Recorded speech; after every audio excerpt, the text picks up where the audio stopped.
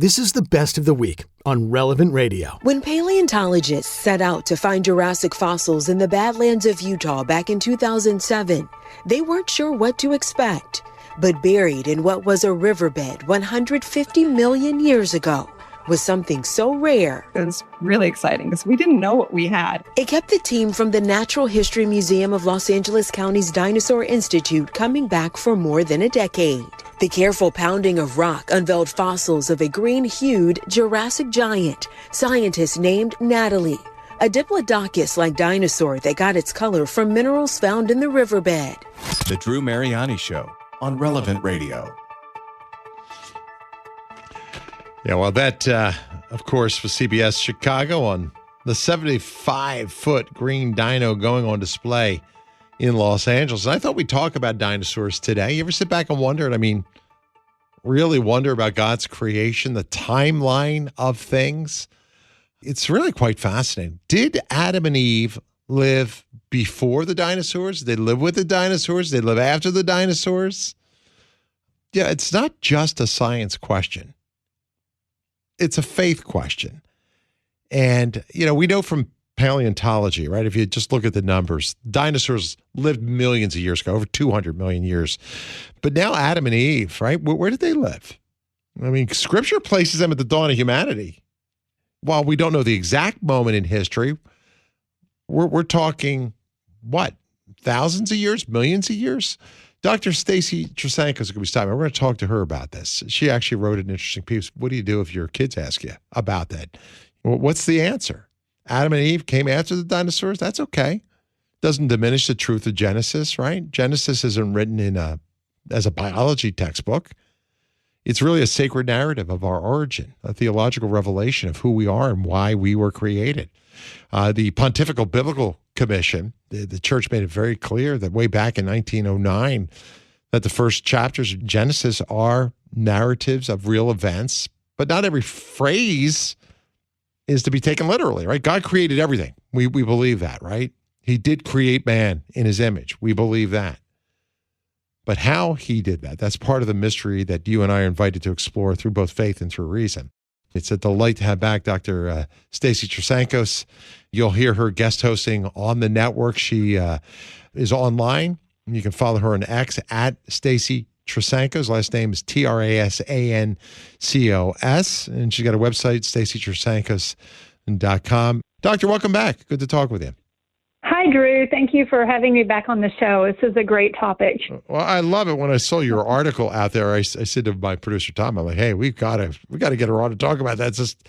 That's just an awesome topic because, a lot of people question this. What do you say when your kids ask about dinosaurs? Bring us back in time. First of all, what motivated the article? And then walk us through the timeline of this creation and perhaps how God, unfolded things.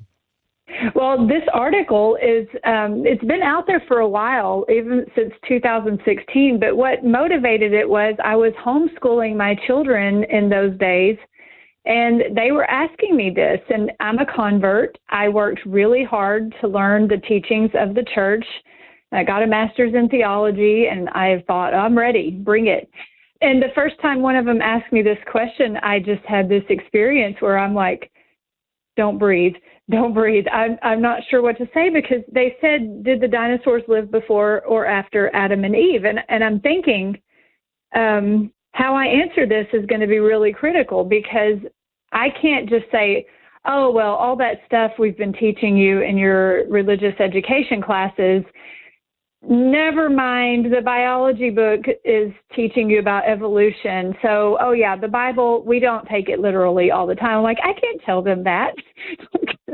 They're going to look at me and say, is the resurrection literal? And, I'm like, no, this is horrible. And I think a lot of parents have that experience. And a lot of parents go the other way and just say, yes, Genesis is to be taken exactly literally, 7-day creation. And that's not the answer either. The problem is, you said it so beautifully, Drew. The problem is when you're looking at an 8-year-old and you say all of that, they've moved on. Just 3 minutes ago, they're not even listening anymore. They don't. It's difficult. So it's not an easy question, and it takes some delicacy in how we answer it. Yeah. People have different perspectives, don't they, on how they view Genesis. Some believe the earth's 6,000 years old and God created everything in 6 24-hour days, 7 days. Was there death before the fall, or did that happen after Adam and Eve sinned? There's a lot to the creation story. And, speaking to young minds, I think it's very difficult to unpack all of that. And to an adult mind, maybe it's a little bit different. Is there a danger of teaching young earth creationism to children? I know some people do that. How do you view that? I say absolutely yes. I have given this question a lot of thought extensively, not just as a scientist and someone who studied theology myself, but as a mother. I don't want to teach my kids the wrong thing. I think teaching them young earth creationism is really going to do your children damage, because it sounds like an easy answer at the time. Yes, take Genesis literally, 7-day creation, the earth is only this old. You're setting your children up for a lot of conflict when they do try to make sense out of what modern science has revealed. And so obviously evolutionary theory does not have all the answers, but it is a viable theory with very good data behind it. And this is not an easy question. And to just refuse to let them think anything else, it's not to teach them about biblical interpretation or the richness of the Catholic Church and its teaching, or how to understand the connection between science and faith. So it sets them up for someday saying, I don't believe anything the church teaches because this is all nonsense. So should we interpret Genesis as both a true account and a theological narrative at the same time? True. Yes, it's true. And that's one thing that the Biblical Commission said in 1909. We teach that it's real. The Genesis narrative contains real events, no myths, no allegories or symbols of religious truths, and no legends. And that's kind of confusing. You're like, well, then why don't we take it as exactly literally? It has to do with the word literal and what you were saying about the authors of the time were writing the truth, but they were writing it in a way that people of that time would understand. Exactly. John is in Chicago. John's got a comment for you, Doctor. John, good afternoon. Yes, thank you so much. And Doctor, you are well intended, and I am sure of that. But even the greatest scientists in the beginning of the 20th century, 1900, including Einstein, all thought that the universe was eternal.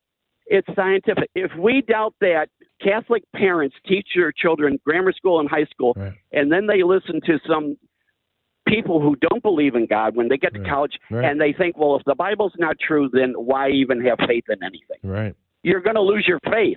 It's going to have the opposite effect. Well, John, first of all, well said. I love the facts you laid out. Let me let Dr. Trasancos respond to you. Doctor, I know you probably hear these objections a lot. John made a strong case, but your thoughts? When it comes to these things, what the young earth creationists try to do is look for things to show evolution is wrong. And I think that's the wrong thing to do. I think there's a lot of evidence that supports evolution. There are still a lot of holes in the theory. It's not complete. It's better to teach your children to dive into the mystery and try to understand what the science is saying with humility and gratitude for God's creation and know your faith. But if you go through life just looking for reasons to try to prove evolution wrong, you're going to miss a lot of truth. How do you interpret the church's official teaching on the historicity of Genesis chapters 1 through 3? Well, I love what the Biblical Commission says. And, it points out what I said before, that they are real events, and also points out that we can't deny the foundations of the Christian religion, such as the creation of all things by God in the beginning of time and the special creation of humanity. So we cannot deny those things. Right. Those are not scientific ideas anyway. But we also are free to interpret the science the way we want to, just like the fathers and theologians have always done. However, we must submit our judgment to the decision of the church and to the dictates of faith. But I want to read this one sentence from the Biblical Commission. As the sacred writer had not the intention of representing with scientific accuracy the intrinsic constitution of things and the sequence of the works of creation, but of communicating knowledge in a popular way suitable to the idiom and to the pre-scientific development of his time, the account, Genesis, is not to be regarded or measured as if it were couched in language that is strictly scientific. And it says right after there, we don't even interpret the day as meaning 24 hours in Genesis.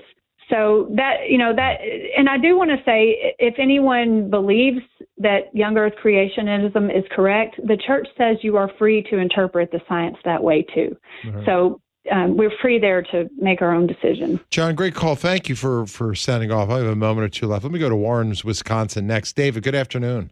Hi, thanks for taking my call.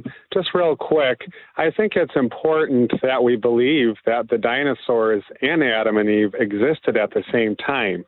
If the dinosaurs lived before Adam and Eve and died before Adam and Eve, then death was in the world when Adam and Eve were created. And our faith, we confess that by Adam, by one man, sin came into the world. And sin brought death and destruction that we see all around us today. If there was death and destruction before Adam and Eve, then there was sin before Adam and Eve, and it goes against our faith. And I will also say, I think it's probably a little bit too simple to say that young earth creation is just to seek to prove how evolution is wrong. You look at answers in Genesis, Dr. Nathaniel Jeanson, a geneticist trained by Harvard, Dr. Georgia Purdom, so many others. They're not trying to prove evolution wrong. They're just saying that what we've always been told isn't necessarily accurate. And if we question Genesis and the historicity, what's to question, keep us from questioning Jesus' work on the cross? David, first of all, thank you. I have to say. I got less than a minute, so I'm going to give the doctor the last word. Great call. Go right ahead, Doc. Thanks. The Council of Trent teaches that Adam transgressed the commandment of God. And so it was about man, that the death that God threatened to man, it has nothing to do with animals dying. Animals die naturally. So animals could have existed before Adam and Eve and died before Adam and Eve. The sin of Adam and Eve has to do with man's death and the preternatural gift of grace. Doctor, thank you for being here. I'll tell you what, we'll put your article up on our show notes. So anyone wants to read it, they can get your view. Follow her on X. Hey, like what you just heard? Then share it with your family and friends.